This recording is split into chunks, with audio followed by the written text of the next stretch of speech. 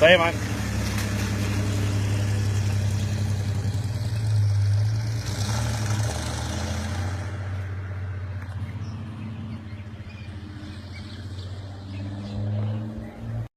Oh, g'day guys, just raced home from work. It's Anzac Day tomorrow, so I've got a day in the shed, getting close to having the whole car totally stripped and everything almost finished. I still want to rebuild the diff before I start onto the bodywork. I'm getting close to doing the bodywork. So exhaust hangers. This is a standard 6-cylinder one. Underneath the floor near the shock tower, near the rear shock, and this one goes beside the petrol tank. That old XB out the back, still giving up bloody good parts, quite incredible. Because this car was a single exhaust, so I need to duplicate what was there. And so I've taken the one off the XB out the back. It's just marginally different. As you can see, this one here is longer than that, but that's easy. You just hit it with a grinder. The heights are exactly the same. So that one's a bit longer, so I'm going to cut that down to that length. These ones, the bottom pieces are the same, but the top pieces are different, so as you can see. So I'm going to have to make that one make this one look like this, because that's the one that's off this car. You can take your car down to an exhaust joint and they'll just wax some generic bloody thing up there, and we want sort of as close to sort of stock as possible, as close to factory, within reason, you know. So that's why I'll duplicate the right hand side and with the left hand side. So we'll have two matching sets of hangers. When the car's delivered to have its exhaust done, the hangers will be on, ready to go. So they'll just set it up, blah, blah, blah. There is one point. I'll flick this camera around. In this chassis rail right here, this hanger here goes right there. So the little nodule clips in and it bolts on there. Up the top here, the holes are there, exactly the same as down there, but there's no nut inside the chassis. So it clips in, but I can't screw a bolt into there because there's nothing in there. I could drill through there, but there's not enough space there to get an electric drill in, and it just means another hole in the chassis. It's probably not legal, but I'm going to cut a square out of that chassis rail there,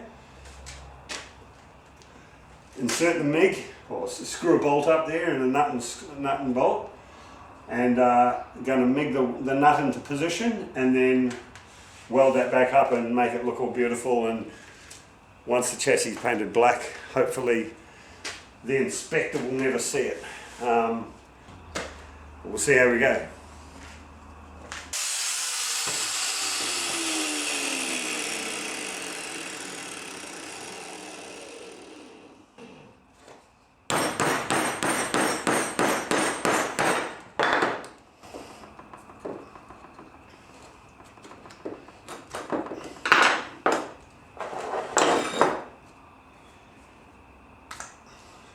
So I've bought new rubber.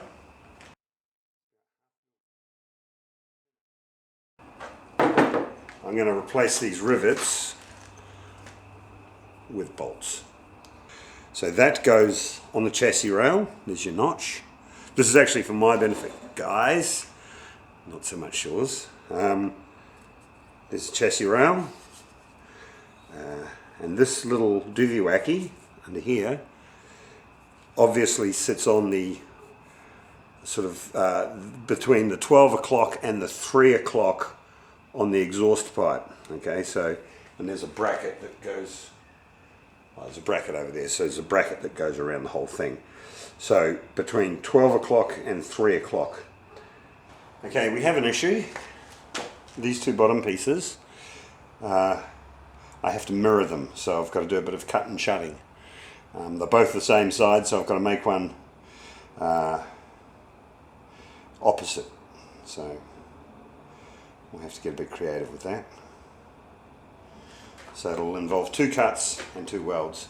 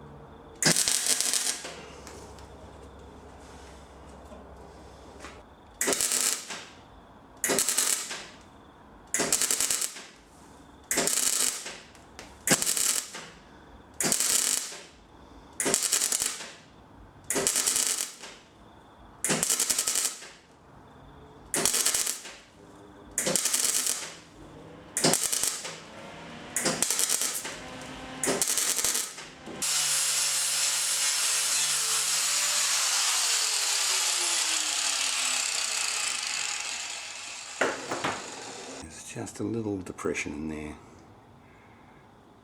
but it's pretty bloody good. That's awesome. I'll tell you, I'm still having difficulties with those seals, getting those seals for the brakes. Turns out it's an imperial outside size and an metric inside, so it's 15mm on the outside, and that's technically or theoretically an imperial size. And so, yeah, nobody's got them. I went to 4 seal joints. One of the seal joints, I mean, he had bad news for me because he didn't have any seals, but, well, he didn't have the seals that I wanted. Bit odd if it was a seal joint without seals. And he said, have you heard the joke about the seal? And I said, no, don't tell me. He said, walked into a club. And I said, yeah.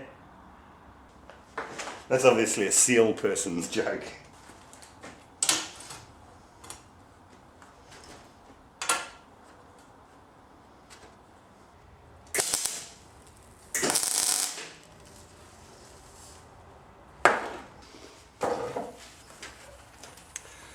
All right, so that clip is actually a different shape to that. So, anyways, it's at least it should be theoretically in exactly the same position.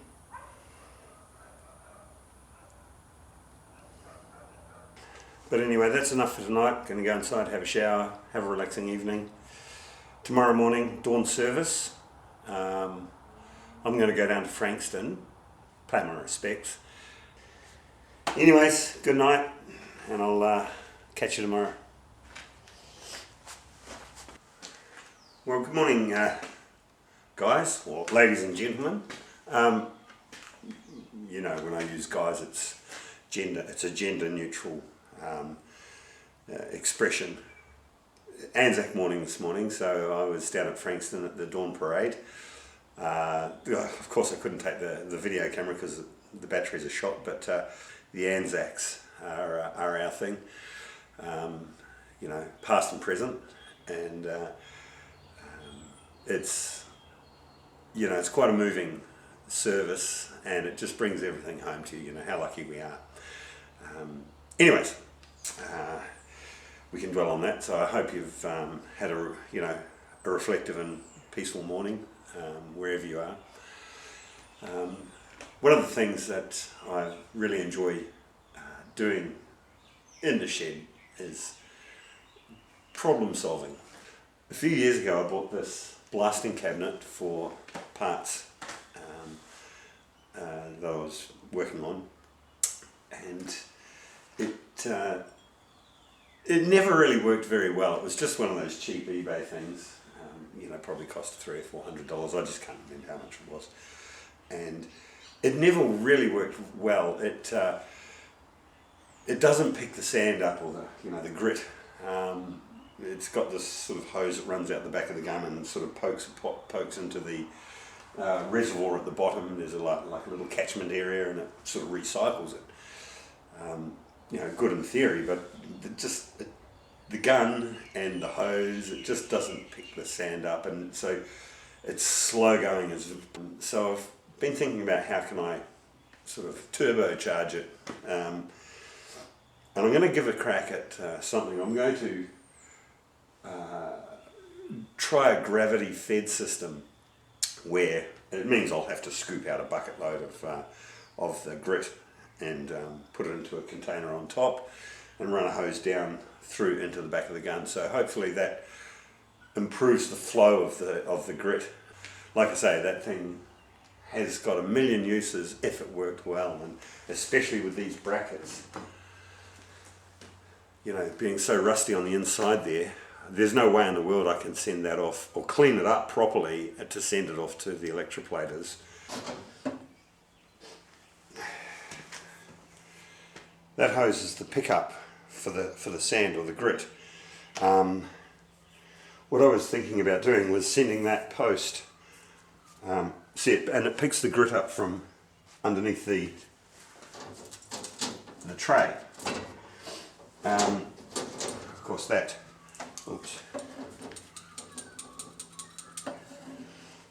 hose fits onto the bottom there. And yeah, so it just sucks from down there, from down inside there. What I'm thinking about doing is sending the post up and out through the top here, so gravity will feed that down rather than trying for it to fight against gravity and suck upwards.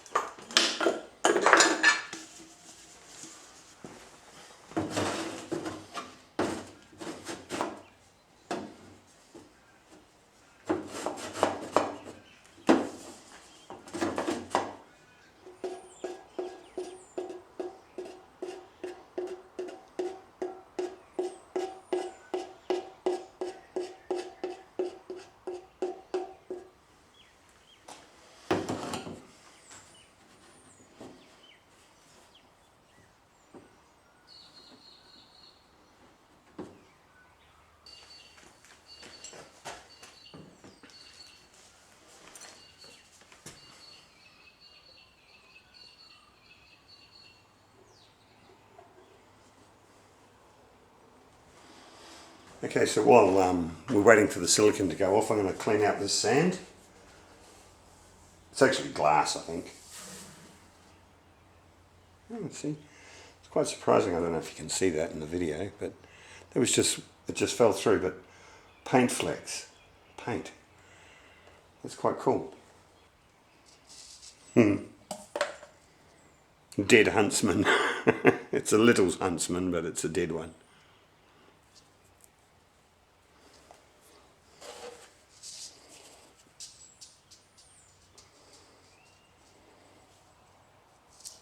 One of his legs.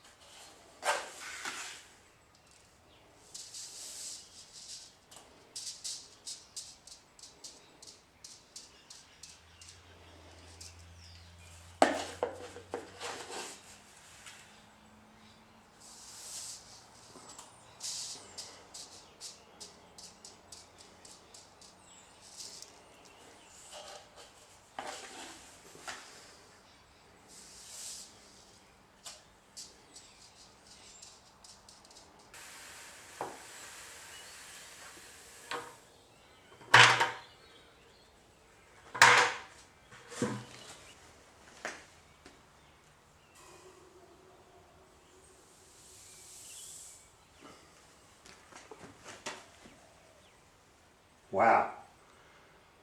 Wow. It flows like water down that hose. That's exactly what we wanted. Well, that cleaned up really, really well. Inside, I'm going to do the outside with a wire brush because there's just not enough power in that compressor. It just drains it. But that was always going to be my big bugbear with getting these things zinc plated. Trying to get that rust out of there, and of course it's all gone. So we'll do this one next.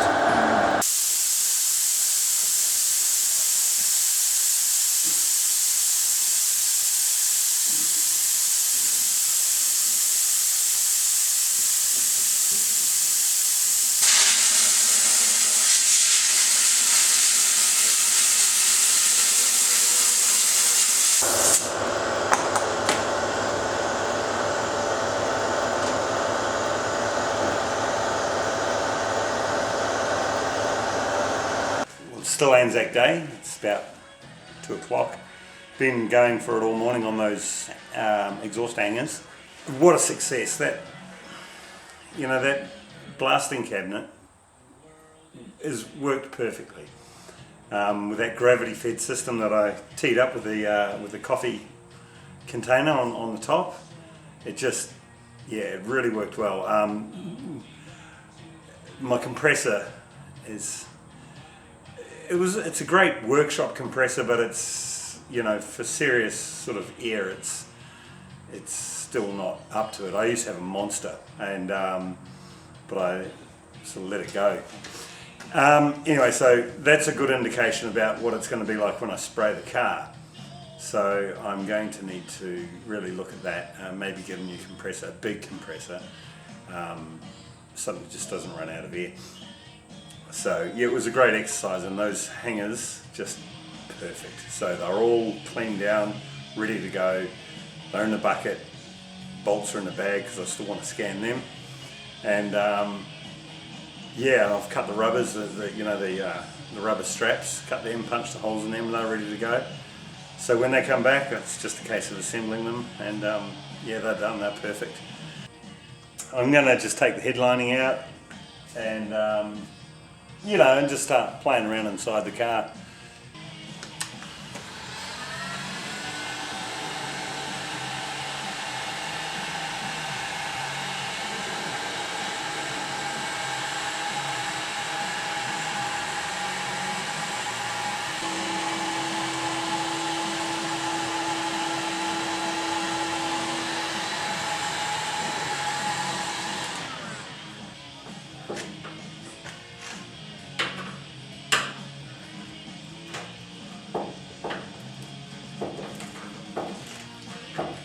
A little bit of heat on this just helps so much.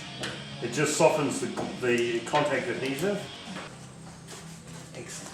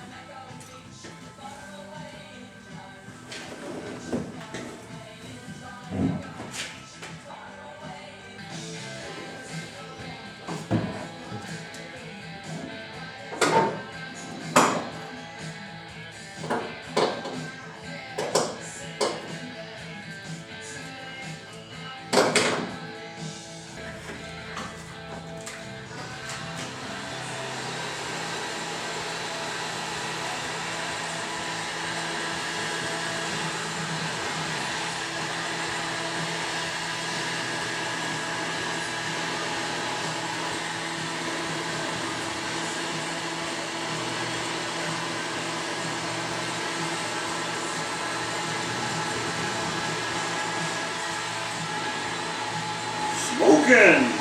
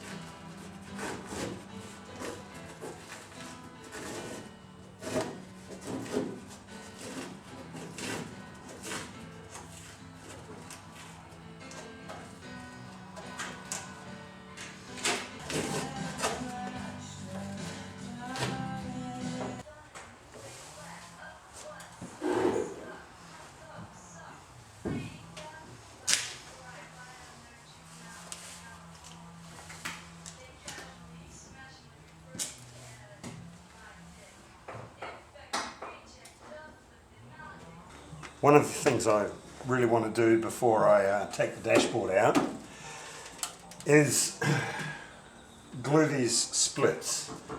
Because I don't know how much movement the dashboard's going to have when I take it out.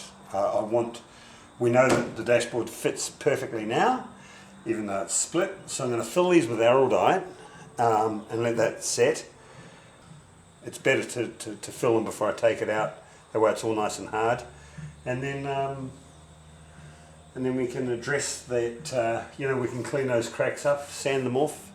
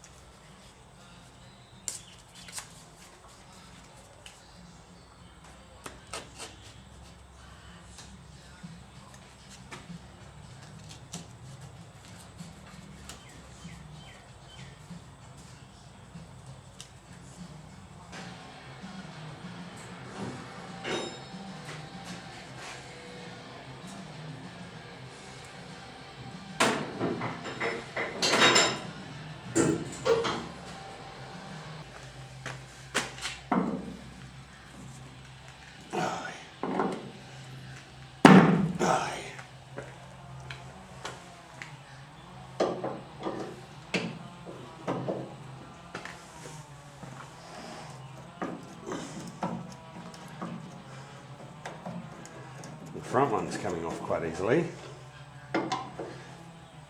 Well, one of them. Looks like a job for an impact driver.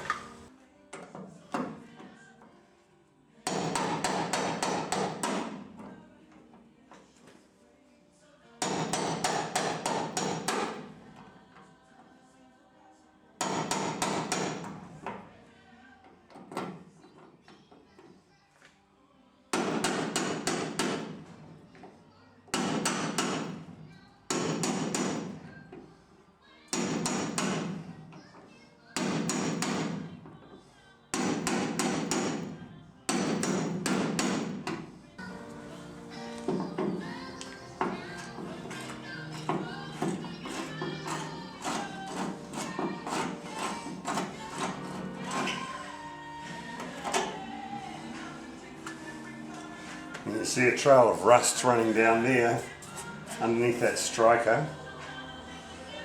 You know you're going to have a hard time.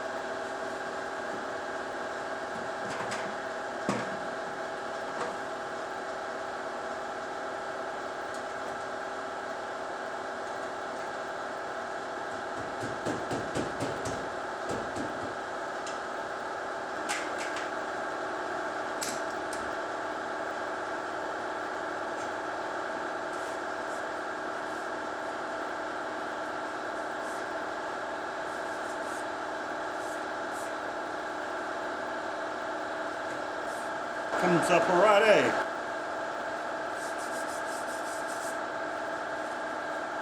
Now, guys, I'm actually going to run with that because that says everything about what I'm doing. That's just industrial, and I like it. I can't get it to sort of that chromy look anyway because of the sandblasting marks. But I like it. I really like it, and it's, you know, just plain bolts. You know, there's a slight color variation between the steel and the bolts. That's cool. So I'm going to go with that. It'll save me a fair bit of money in chroming. And one of the guys on the forum said, "Don't go chrome. You'll regret it." And I'm trying to figure out what he meant, whether it was, you know, you've always got to clean it or whatnot. Well, this is just an industrial look, and you don't really have to clean it. Hopefully the clear lasts for 3 or 4 years. If it doesn't, then we'll be taking it off, and maybe I'll polish it up and send it away for clear powder coat, but I'm just going to give that a coat of clear. I think these genuine ones are actually better quality than the ones that come in the aftermarket rubbers, but they are easily broken. You'll notice that right there, so it looks to be like a little tab. Okay, now that it does sit proud of the hole. When you lift this and you try and lever it out of the hole, that little tail actually sits proud of the hole. It does pop out of the hole. Of course, there's no way in the world that you're going to get these things out, because if you look at the size of that, in comparison to the hole size, it's about 3 times bigger than the hole. But what you do is, once this little tab, this little tail, you'll see that little tab appear. Now you actually have to get a pointy object onto that tab, and you have to push it in. Okay, you've got to push that in and squash that together. It does go, and at the same time you've got to pry it away from the body. Okay. Now, so I've spun this around, and I've identified which side the tab is on. There's a whole lot of black mastic and stuff in here. Now I can actually, by pushing this, okay, pulling it away from the surface a little, prying it out from the surface, I can actually, with this needle, with my upholstery regulator, which is the universal tool, by prying that out just a little bit from the surface, and I slide the needle down, I can actually feel that tab. Okay, the tab's there. So what you need to do, okay, so I've got it pried away, and then you just push your little device down, little needle, and you push that tab in, and voila. That one was particularly difficult because it had a whole lot of mastic over it. But yeah, so that's how you save them. I realized that on the last car, the original ones were so much better quality than the new ones. Anyway, so there's just a little tip.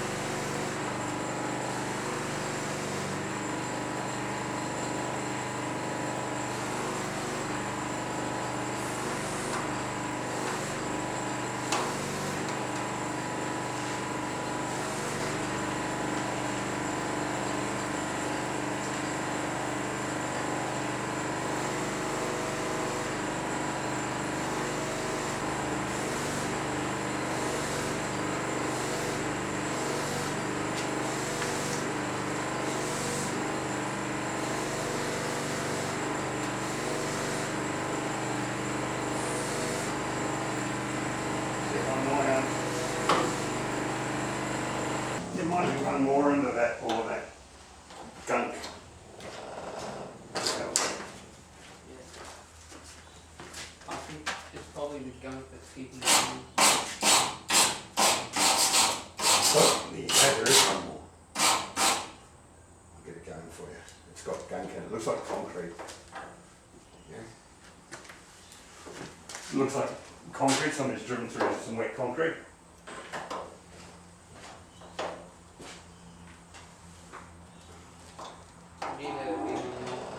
What's that?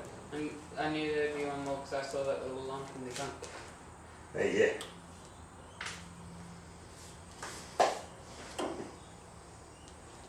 It's a big screw. It's a different size screw, isn't it? That's the problem with it. See, that part is where they put mud flaps and things, so often, see that empty hole there, they've obviously screwed mud flaps into that. Gee, that is a long screw.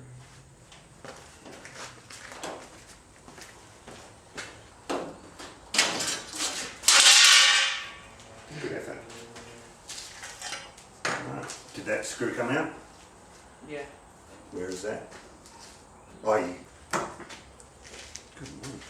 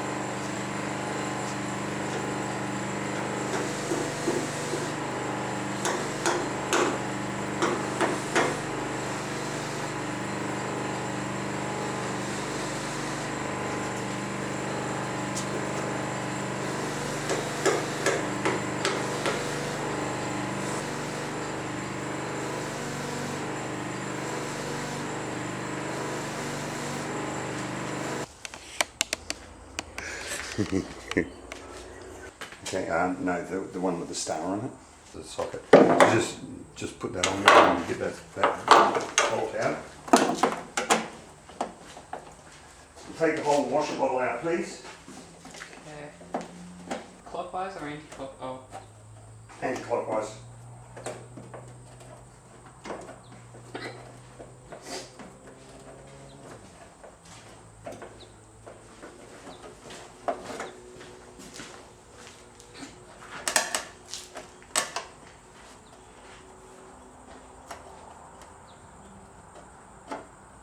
What is it?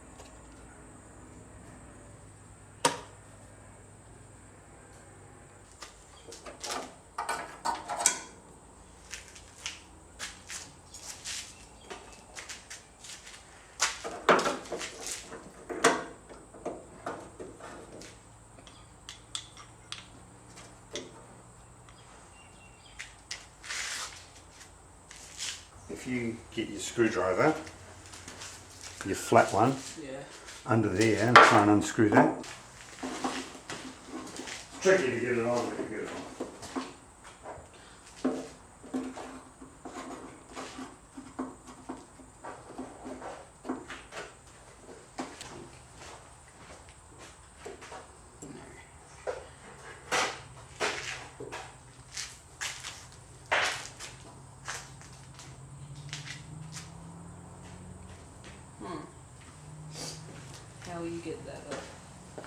Hmm? Okay, did you take the screw right out? Yeah. Okay.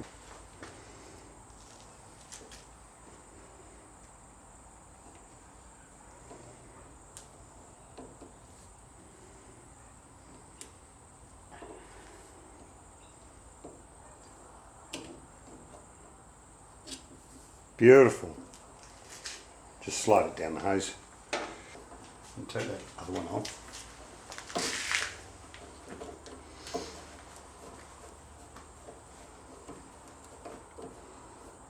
Might as well do the same, take the screw right out and take the nut off.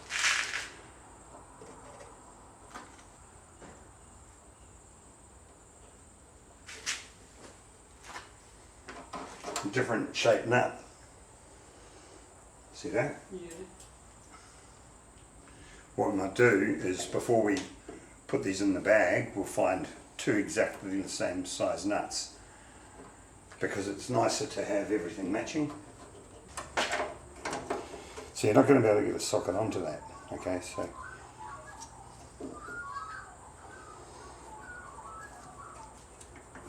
you're going to have to use a little spanner. Okay. So that's a 3/8.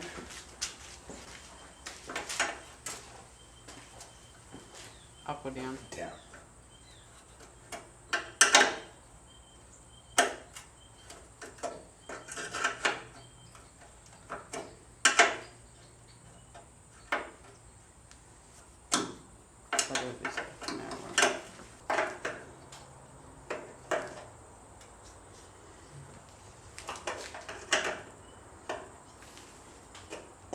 Is it coming?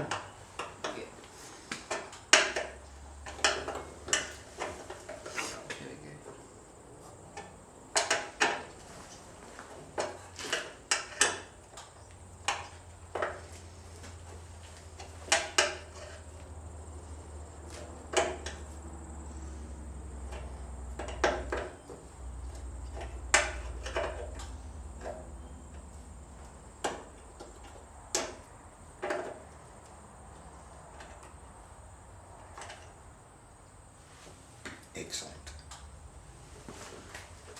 Oh, there's another one. No, it's not a screw, it's just a clip.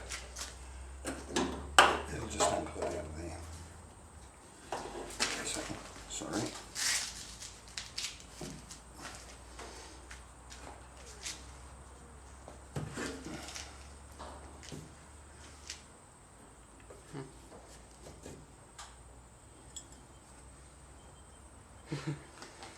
Pop it on the chair. Horn.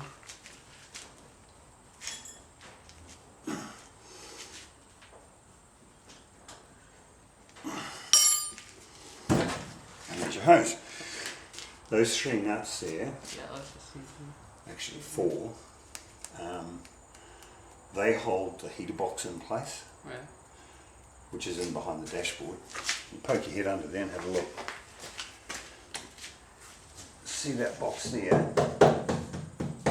Yeah. That's the heater box. Now that's all held in place with those screws, but it's all wired up at the moment, so I've got to just get in there and disconnect all the wires and take all the cables and stuff off. So we can't take that out just yet.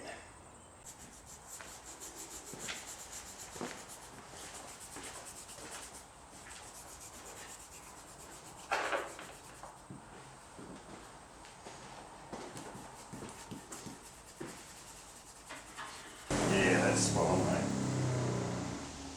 Looks like straight out of the shops. And then hang these weird looking things on. Yeah.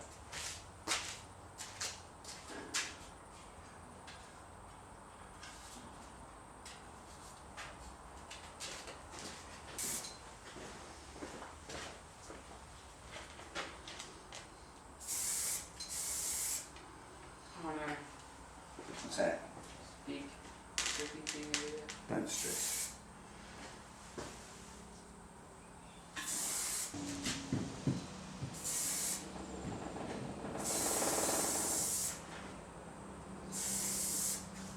Found stuff to Did it? Yeah. That's all right.